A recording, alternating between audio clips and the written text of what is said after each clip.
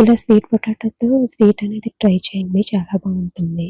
Hello అండి, ఎవరైతే పిల్లలు స్వీట్ పొటాటో తినరో చిన్నపిల్లలు వాళ్ళకి ఇలా ట్రై చేసి పెట్టండి, ఇష్టంగా తినేస్తారు. ముందుగా స్వీట్ పొటాటోని అయితే తీసుకొని దాన్ని కట్ చేసి సరిపడగా వాటర్ అనేది వేయండి. సరిపడగా వాటర్ అనేది వేసిన తర్వాత దాన్ని అయితే బాయిల్ చేయండి. బాయిల్ చేసిన తర్వాత నేనైతే స్వీట్నెస్ కోసం బాబుకి డేట్స్ అయితే యూస్ చేస్తున్నాను. మా బాబుకి మీరు షుగర్ కానీ బెల్లం కానీ యూస్ చేసుకోవచ్చు. చిన్నపిల్లలకు షుగర్ యూస్ చేయకపోవడమే బెటరు. దాన్ని మిక్సీలో పేస్ట్ చేసిన తర్వాత స్వీట్ పొటాటోని అలాగే డేట్స్ని కొంచెం నేను రైస్ ఫ్లోర్ అయితే యూస్ చేస్తున్నానండి. రైస్ ఫ్లోర్ బైండింగ్ కోసం అనమాట.